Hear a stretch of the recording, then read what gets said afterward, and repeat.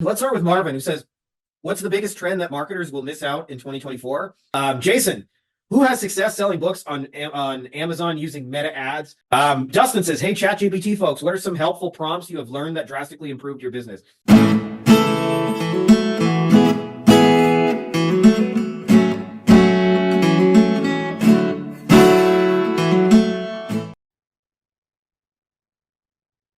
What is up, ladies and gentlemen? We got a special pre-recorded edition of our weekly Q&A because it's going to be travel day for me, and I figured rather than deny you guys the goodness of listening to Big Daddy give you a kiss, I figured we'd pre-record something, get you guys your questions answered. Couple little quick announcements before we get rock and rolling.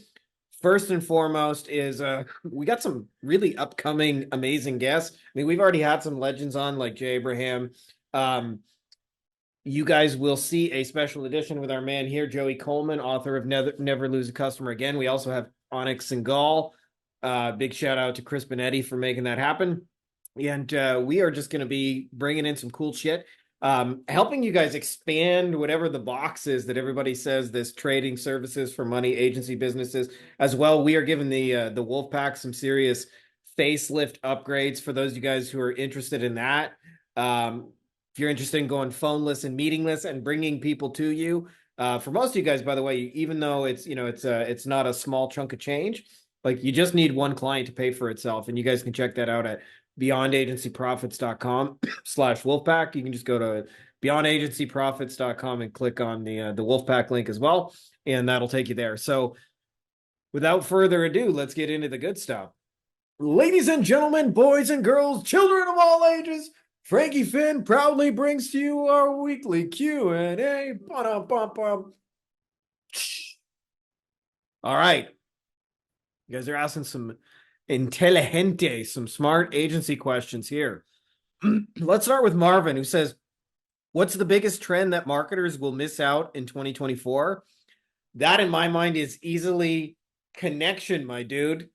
And what I mean by that is, so some of you guys may remember when it became possible to have like a remote like voice situation where like you can call a company and instead of having a real human answer the phone, it'd be like, thank you for calling such and such company. Your call is important to us. Para servicio en español, para número dos, right? Like shit like that. And there was a big explosion of companies that embraced that in a big way. And for a lot of them, it made a lot of sense, especially the big phone companies and things like that, and utility companies and cable companies. But I'll tell you, I think the companies who crushed it the most in that era zigged when everyone else zagged, and instead of replacing human, leaned into harder of like, oh my God, I can still get a real human being. Well, I think everybody is keen to do this with AI chatbots. I saw a screenshot the other day. Somebody was on a website and a chat popped up and it just said, how can I help you? And they wrote, please write me a script, a Python script to do, this differential equation. And of course it was said, no problem. And it did it because it's really just ChatGPT on a website. And they thought it was pretty funny.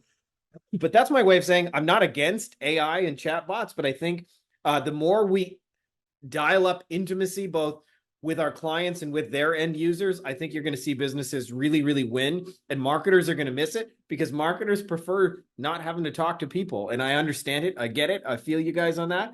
But I'll tell you, like the companies who lean into like delivering better experiences will stand out from the noise in a way that I think most people can't comprehend. Jason, who has success selling books on Amazon using meta ads?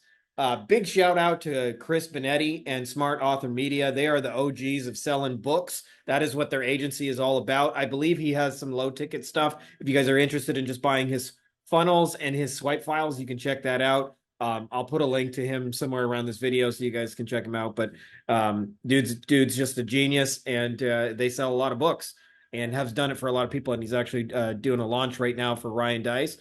But the gist of it is, if you're going to sell books, this is the one caveat that I would say is make sure the book is a lead into something else, that you have some kind of back end. I'll tell you, as an author, we sell a lot of books. I wouldn't say millions of them, but we don't make a lot of money from books. Just so you know, it's all the stuff that comes after it. So the book is like, it's a lead magnet to something else, but you don't want to be like trying to crush it just from book sales, because you'll probably have some hungry little kiddos. Reese says, I have an agency for about a year now, one major client. Today, I realized Facebook has been over-reporting the shit out of the client results. We set up triple what our ROAS said, from a healthy 3.5 to 4.2 to a whopping 1.5 to 2. Facebook says we made them $430 in the last 30 days, and his Shopify store only reports 415. What do? I bill on ROAS plus small retainer, and not sure what to do in this zucked up situation. Thank you for advice. Well, my first thing, Reese, is obviously you got to get the tracking issue fixed. But having said that, just talk to the client. Like, you'd be amazed at how much stuff can be sorted by just talking to a client. And this is a thing that I've never found perfect tracking, just so you guys know. And I'll tell you why perfect tracking is not a thing in the real world, and why a lot of times marketers want to like ruthlessly measure ROAS, and it doesn't like actually work the way they think. So when I used to deal with a lot of the smaller lawyers in that industry, what would happen is they would be very ruthless about measuring ROAS, and I got to get a return on investment, and I want to pay this much per lead. And of course, like, their math had to work, and so I understood it. When I started graduating to the masterminds with the biggest lawyers in existence, they had a problem because like they had the effect of a brand. And what would happen with their brand is, to make it easy, they would have like one lawyer, for example, had a phone number that was 999-9999. So it would be like, hey, if you want to call George, for those of you guys who are in South Carolina, you know the guy I'm talking about, but just dial all nines. That was his slogan. And so when they ran Facebook ads, all nines. When they ran billboards, all nines. When they ran radio, all nines. When they ran TV ads, all nines. When they did SEO, all nines. And so it created a tracking problem, because how do you measure what's working? And especially a lot of times, it's multiple touch points. Like, so somebody would be driving down the highway, they see your billboard a million times, they see your TV commercial, then they get injured in an accident, and they go home and they Google lawyers, and then they click on your thing, and then they get retargeted on Facebook. Well, was the billboard, the TV, the SEO, or the Facebook ad actually responsible for that sale? And the truth is, they all had an impact. It's like it's an entire ecosystem that affects each other. And so even if you track ROAS perfectly, somebody's going to go home and Google your shit and maybe buy it a week later, or maybe bookmark it and buy it in a month because they're waiting for payday. And so, like, in the real world, you're never going to get 100% tracking. The most important thing, which underlines what you're saying, is like, it's working, right? So like, I know for you, it probably really screws up your billing and all that. But at the end of the day, like, the client's not going to leave you because it's not perfect tracking. At the end of the day, if the ROAS is greater than 1, it means you're making a money, right? So, especially in your case, if it's only 2, like, it's still working, right? Like, clients aren't going to fire you over, doubling their money. So I would suggest just figuring out how to have a conversation with them and actually get paid on the stuff you're doing. And then as far as like the type of leads you're generating them, that I saw in your comment, like, they just want sales. It doesn't really matter whether it's new people or old people that are seeing the same ad. It's less of an issue than most people realize. So I hope that's helpful, my man. Jake says, has anybody created any VSLs for their pay-per-lead programs that they wouldn't mind sharing? Not necessarily VSLs, my dude, but we are the OGs of selling shit through video. And by the way, I was doing this many, many years ago, kind of dabbling in it before it was a thing, but I've played with selling through video for like 10 years. And one of the things is, I read about John Benson's VSL formula. He was selling a lot of affiliate low ticket products on ClickBank. And a lot of it is, there's a pattern interrupt. You tell them a nightmare backstory of how you discovered the thing. Then you show them the thing. Then you tell them the benefits of it. And then there's like, a bullet point kind of close/offer. And I experimented with selling agency services with VSLs.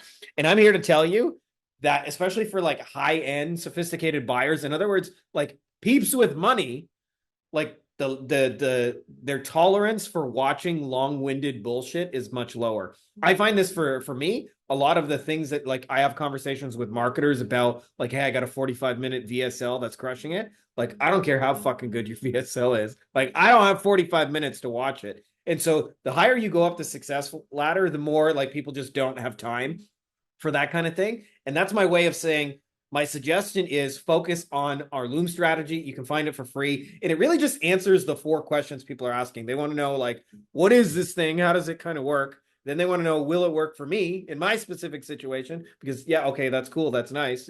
But I want to get, like, can you get those results for me? Then they wonder, how does it work? And then they wonder, how much is it? And so we're just answering those questions. This is why it's like the 80-20 of a sales call. I've done probably, I don't know, definitely more than 1,000 sales calls in my life. And the format of the Loom video is just taking the normal format you would follow in a sales call, but answering it in a powerful kind of fast forward way. And it works. And we got lots of examples of that. I'm happy to share some if you guys want to message me privately. Although I'll tell you, I only share my older stuff because I've been ripped off so many times over the years. Dustin says, hey, ChatGPT folks, what are some helpful prompts you have learned that drastically improved your business? Well, I'll tell you, Dustin, one of the things that helps is if you know what you want to use ChatGPT for, where you see it slotting in. I'll tell you, we have a process we use. It is modeled after something Dennis Yu teaches called the Content Factory. You guys will notice I put out a lot of shit. And the Content Factory means, like, I'm active on a lot of social media, even though I don't personally. Like, it's managed through our VAs and our team. So, like, you guys can, if you want, you can find me on TikTok. I don't think I've ever logged into there, but I have a whole TikTok video and there's some kind of following there. We have a YouTube following. We have some stuff we post on LinkedIn. A lot of it is the same stuff used different ways. But every time you do that, like, a lot of those platforms, they need a description, they need something written, they need hashtags, they need things like that. And so our favorite prompts are just to use ChatGPT to generate those, and like, please write a 500-word SEO optimized YouTube description. And I don't necessarily use ChatGPT. This is different than how a lot of other people are using it. I don't use it for a lot of front-facing stuff, right? Like, we're still writing our own Instagram post, but the stuff below it that a lot of times people don't even fucking read, or the hashtags, things like that, those are all written by GPT. So I'm sure there's, more advanced uses, and I've got some people I can recommend to follow. Jonathan Mass, for starters. I can't remember the guy's last name, but Samuel, who's like the OG of that stuff. And but anyways, I'm a believer of, like, use it to enhance productivity, but it's not going to replace people. Like, I saw somebody said the other day where they said something like, you can use a ChatGPT prompt now to, like, create websites. So there's some tools out there, like, you can put in a prompt and it'll give you a website, and they say it still won't replace designers because that would require a person to know what they actually want in a site. And I laughed because it's really true. If you guys have ever designed sites over the years, that is fucking funny because, like, people do not remember that shit. Michael says, should you meet with a client every week? Or once a month, once everything gets rolling with an SEO campaign or a website? Michael, I'm going to give you an answer. So how often you check in with a client, and I want to give this as a valuable answer to everybody, not just to your specific thing. It depends basically on how long your shit takes to work. So SEO is the ultimate delayed gratification, is they may hire you for something positive that's going to happen in 6, 7, 8 months. And so obviously that means, like, it's not happening now, as where, if you're, say, running a database reactivation, it might take 2 days to work.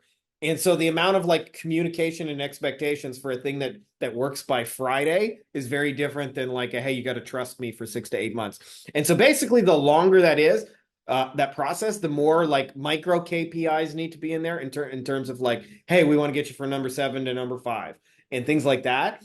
And what I look at it as, like, an accordion. So if you imagine the timeline, when an accordion squished together, there's more communication, more, like, frequently together than when it's stretched out in time.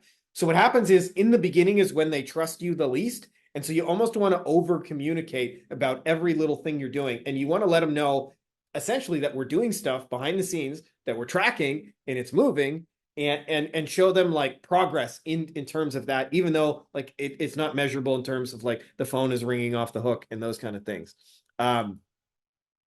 So I hope that's helpful. And then the other thing is, once it's obvious that your SEO is working, you can really stretch out the accordion. In fact, somebody in our mastermind comes to mind. They've had the same client for like 5 years of doing pay-per-click, and it keeps working. And so the conversation is once a month they go, yep, it's still working. Here's the numbers.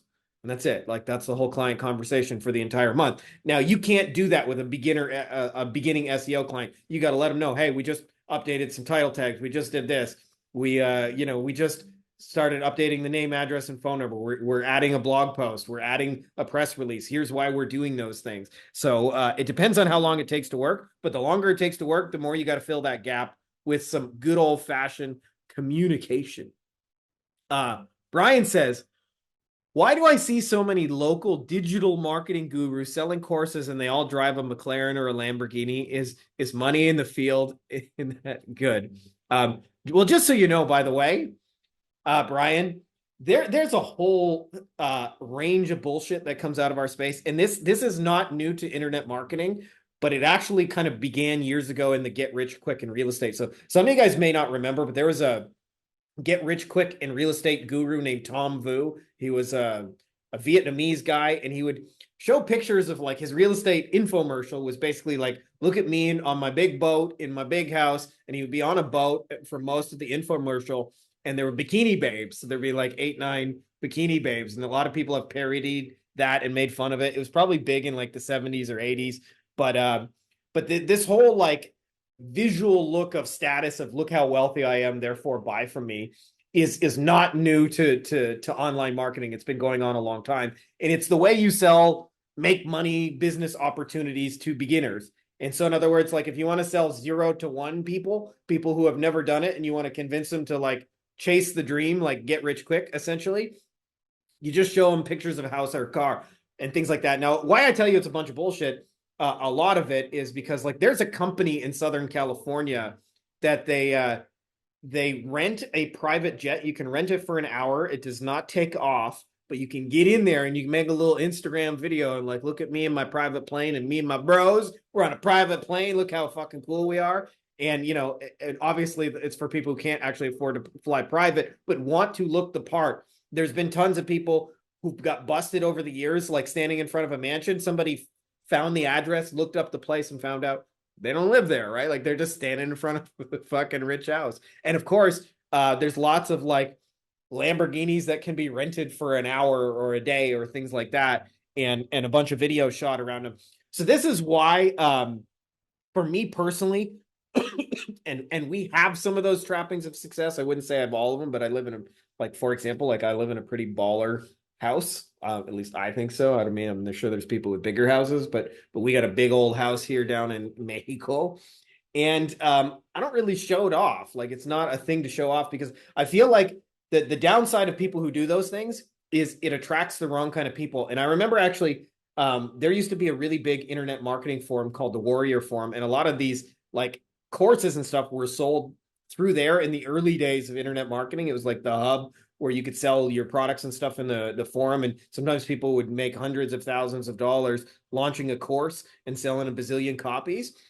But I remember reading in a Black Hat forum, it was a guy who got very big on the Warrior Forum, and he said, just rehash everything, meaning like recycle old ideas. And he's like constantly be launching a new course. It doesn't matter because you're selling to the person who's not going to do anything with it. So it's not about like making the best course possible, just like sell as much shit. And so there are people who legitimately do well in that space, but I personally don't think like that's you guys in this audience because it's like, it's bullshit. It's like, it's real bullshit. It's like, it's bullshit with a package, a bow. And you guys will notice, by the way, I had a couple of funny videos where, I kind of made fun of the gurus about the fact that we drive a minivan, and I actually am upgrading to a new minivan this week. But that's real, right? Like it's a very practical family car, and I got kids. Like there's no Lamborghini we're whipping around in Mexico. We got the minivan, and and I think this is a way of understanding that like looks can be very easily deceived, and it works really well on I don't want to say stupid people, but people who are at the beginning of their journey and are very naive. But I'll tell you, like you don't win over successful clients with like a, hey, look at me and my 2 comma club, and this is my Ferrari, and I'm on a boat with Tom Vu's babes. That tends to work on the people who are at the beginning stages and want to be sold the dream. And to be honest, that's just not my favorite audience. You guys are here for the most part because you guys are doers and not like, endless consumers. And so I like to be the person that helps you guys go from 2 to 10 or from, 10 to 100 kind of thing. Um, but yeah, don't fall for it. It's like usually those people don't actually have a Ferrari. It's very easy to get a 2 Comma Club award. They don't even vet you. Just, I have friends who got it, friends who've done it legitimately, but also like they don't vet you. It's very easy to like impress kind of beginners with those kind of trappings, but don't fall for it. That's my only advice. But yes, it can be a lucrative field if you don't have a conscience and you're just selling the dream to people who aren't going to do anything with it.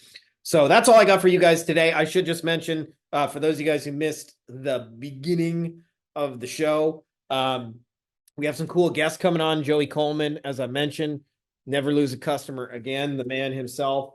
We got Onyx Singal coming up, who has probably sold more digital courses and products more than any human being alive. And what we're going to focus on is showing you guys how to package and create your own kind of downsell for clients who aren't necessarily a fit or aren't ready for you and your services, so you can help monetize people but not like cannibalize your thing.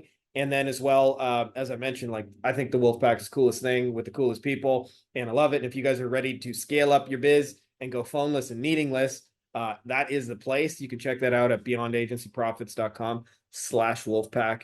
And we made some updates for 2024, focusing on doing one-to-many, so that I call it playing chess when everyone else is playing checkers, instead of like doing what everybody else does and like cold messaging a bazillion people. So we're messaging somebody who's got, an audience of 10,000 people in your industry, co-creating something with them, and then bringing those, whoever's interested in that 10,000 person audience to us, and not having to chase so hard and work so hard and do all that. So if you guys are interested in that, I will put a link below. Much love. Appreciate you guys, and may the force be with you. Hey guys, if you like this video, you'll also like my book on Amazon called Beyond the Agency Box, which you can also find by my name, Frankie Finn, and it's got a lot of awesome reviews.